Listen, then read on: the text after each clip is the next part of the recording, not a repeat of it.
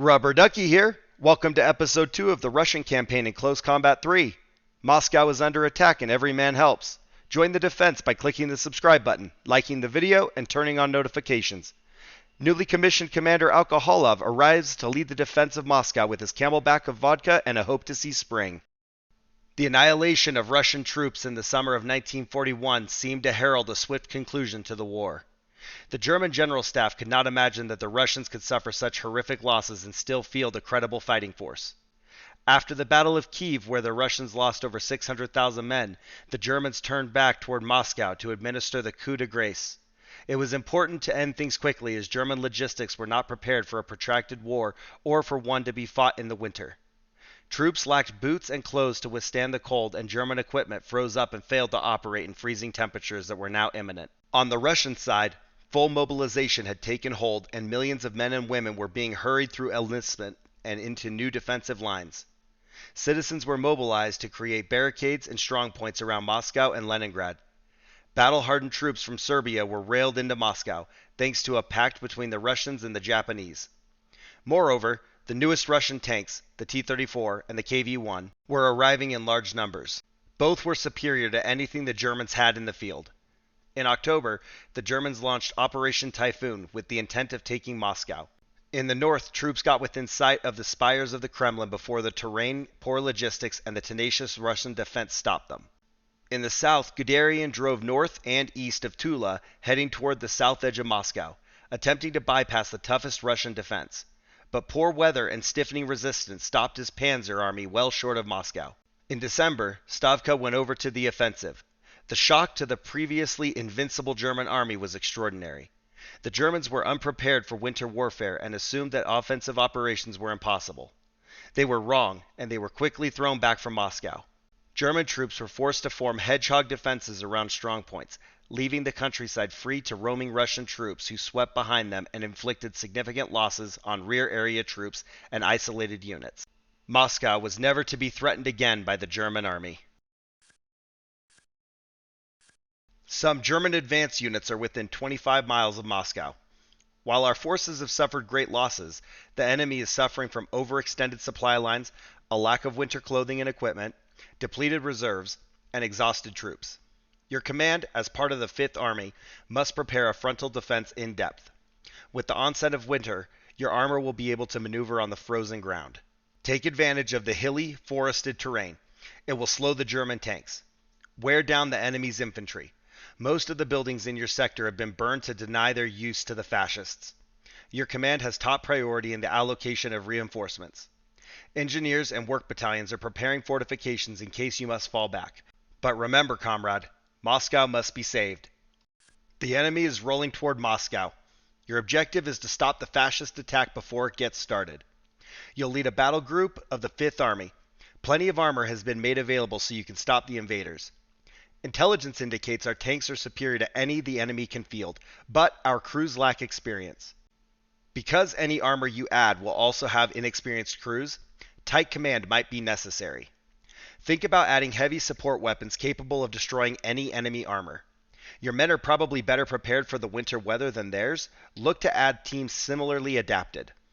The hill above the crossroad offers an excellent field of fire, but is sure to be a target of enemy artillery. The hill farther east also has a good field of fire. The valleys, good ambush possibilities with tanks or AT guns. Do not ignore their southern flank. A counterattack from the south can roll up the enemy's line. You can save Moscow here. Alright, so we've got 50 points, and we're going to retire all of our damaged infantry squads. We are going to be swapping them out with some AT guns, and it kind of looks like 45 millimeters is going to be our best bet. We don't want to take the T-34 turret because we can only get one of those. But let's take two of these. And we're going to be also, I guess, retiring our KV-1.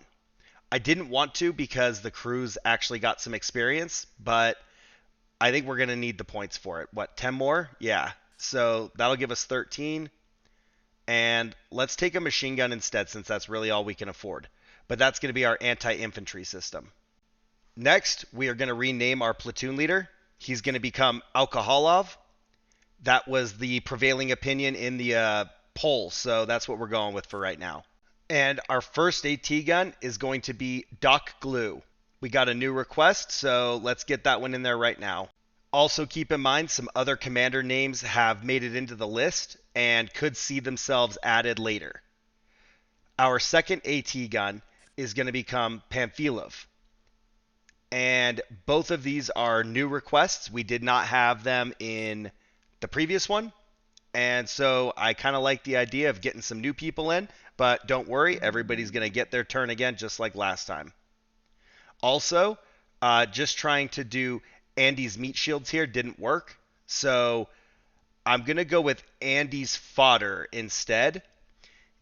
If that's going to be an issue and you'd like to come up with a different name, let me know. I'm happy to change it. But Andy's meat shields is too long. It's too many characters by about 3. Maybe it's 2. I should have paid more attention. Moving into the map, I'm thinking we set up AT guns in the 2 bunkers. And then maybe just the machine gun somewhere that it can kind of cover both of them.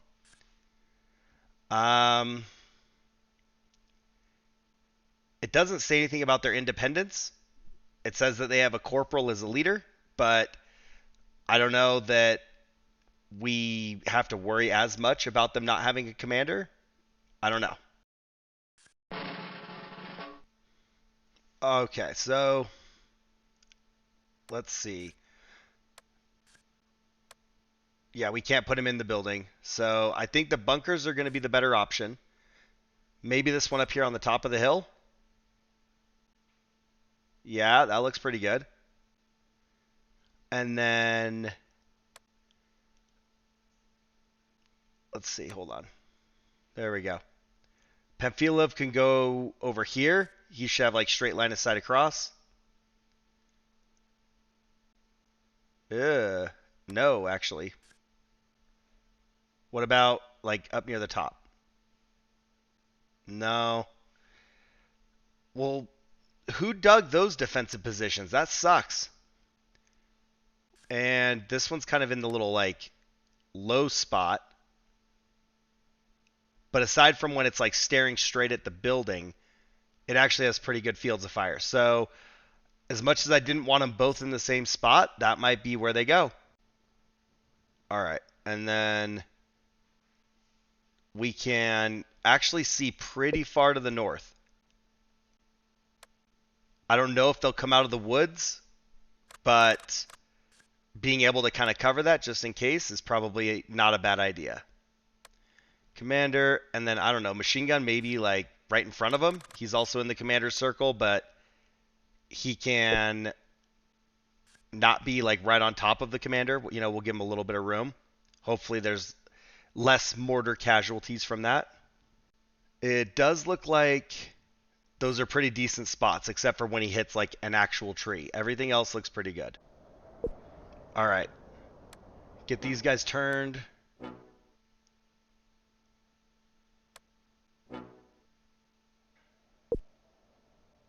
Okay. Send it. Beautiful. Okay. Insta-kill. Light up the machine gun on these guys. Here come the mortars. Ooh, that's close. Alright, let's get the machine gun out of there. We're going to pull him back just a little bit. We got another Mark III down here. Let's see if we can get that too. Ooh, machine gun's taking fire. Nope, we lost the second one. Alright, this range, we're having a little bit less accuracy. We got a miss. Another miss. Hit. Miss. Hit. There we go. Alright, 2 tanks down. That's a good start.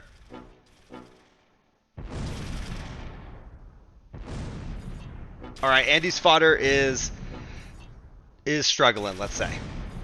So we got 1 assistant left. He's got no hope, no dreams, no aspirations. He's just trying to not catch a bullet right now. Alright, we got a big push of infantry coming from the west. They do not like our ceasefire. And he's scared, so he's not engaging. I can't even really get him to crawl out of there. Ooh! Alright, get out of there. Doc did some work, but apparently that just wasn't going to make it. So we only have one survivor, but I am trying to get him out of here as soon as possible. Try and preserve some of the crew, some of the experience. Oh, we got 2 survivors. Okay.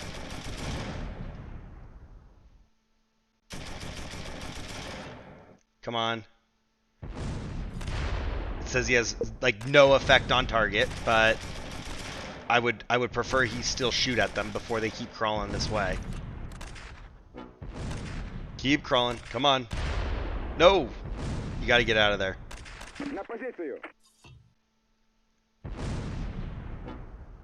Come on. Oh, he's crawling back to the trench. Alright, guys. Full sprint. Get off the map. Pamphilev's doing alright. I don't know if they just don't have line of sight or why, but they don't seem to be bothering him. Even the mortars stopped, so we'll appreciate that for a little bit. I wonder how long it's going to take them to leave.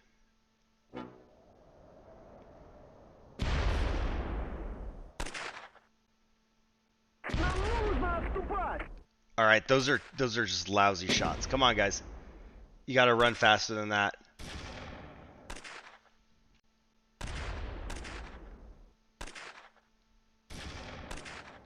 All right, we're returning fire with rifles. That was a way overshoot. All right. The gun crew actually got off the map.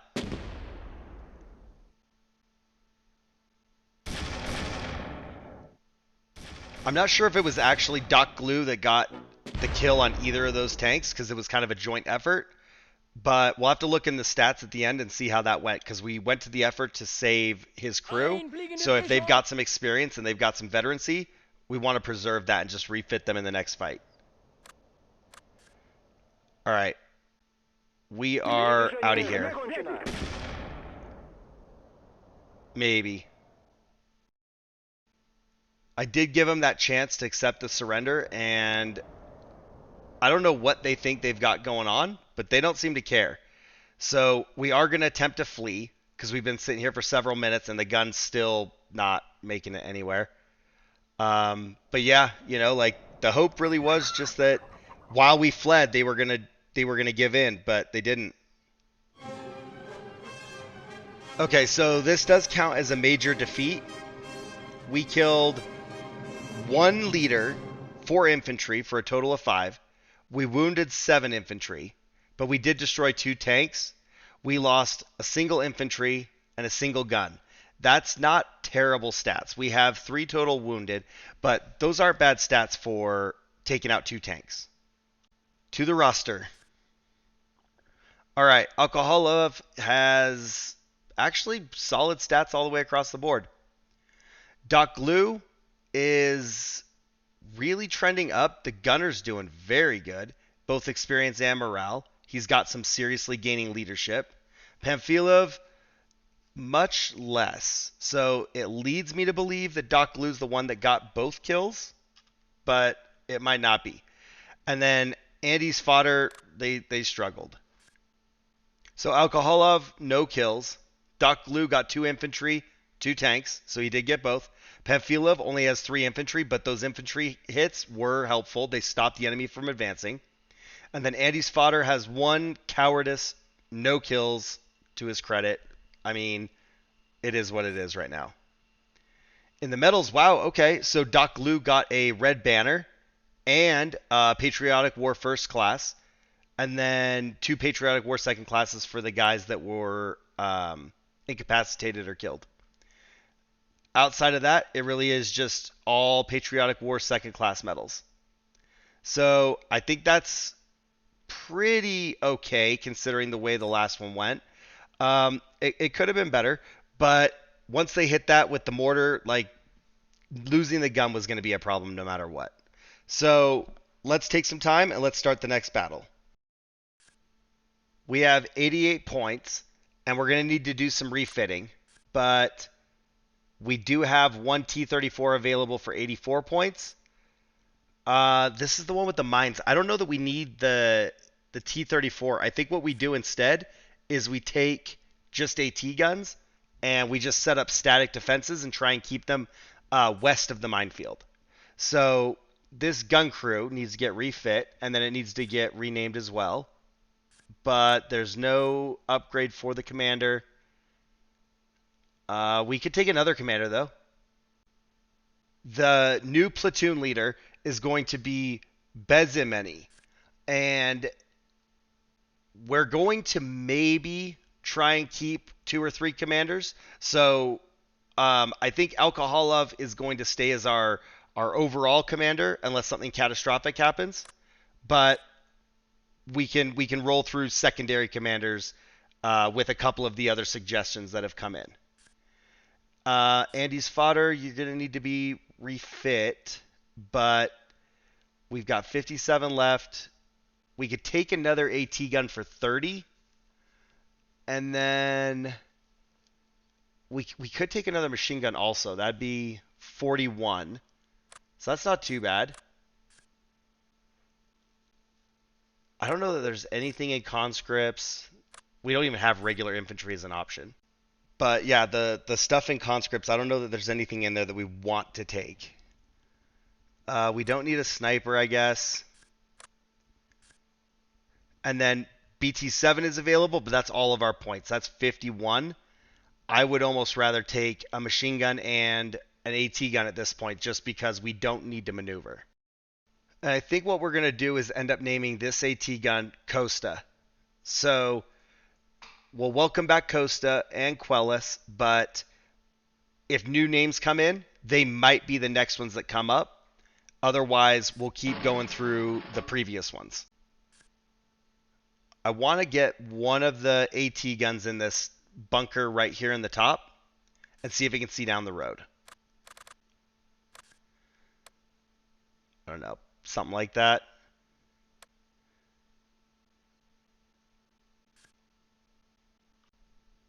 All right, we got Doc Glue also up there. Oh no, the trees kind of block all of his view.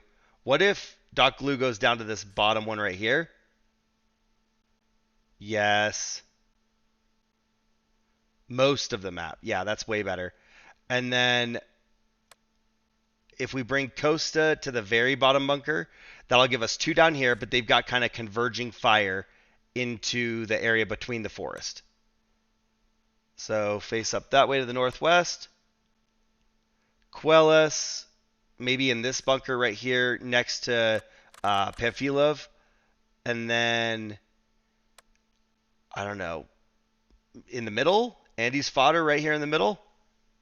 He can kind of help cover the southern one, but also like that gap between the mines in the middle. And then I'm just going to put a commander with one of the guns in the south and one of the, I guess there's Pamphilov only in the north because we don't need the machine gun, I guess. We'll do it with the AT gun. Everybody's line of sight looks pretty good. So I do like that. I think this is probably the best we're going to get as long as they're in there.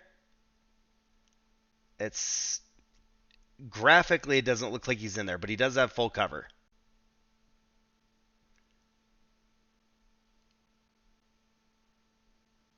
All right, I think I got everybody hotkeyed. Let's see what's out there. Okay, we have a tank and a half track. Half track. All right. Maybe. Whoa, Quellis. Quellis got hit. How? Where? He went orange. All right, send it. Get the tank. Uh-oh, lost line of sight from Pamphilov.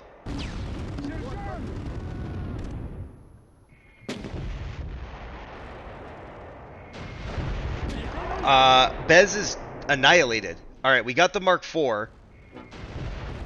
Try and get this mortar down, or this half track. Is it a mortar half track? I don't know. I just assumed it was. I have no reason to think that.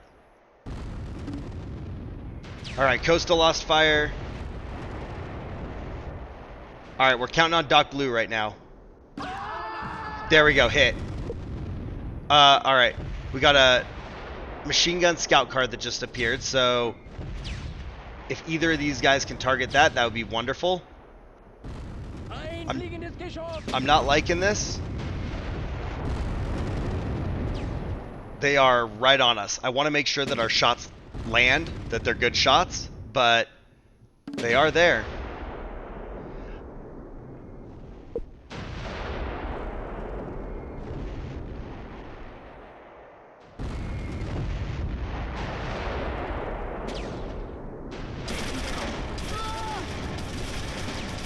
Okay. We got a couple of kills. We got the third guy pinned. Mortars are coming in. Andy's fodder might have to just hide it out for a second. We did get the scout car.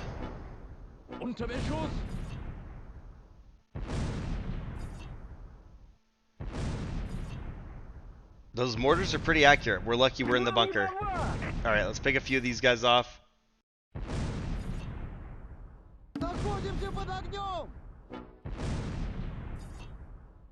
Передвижение закончено.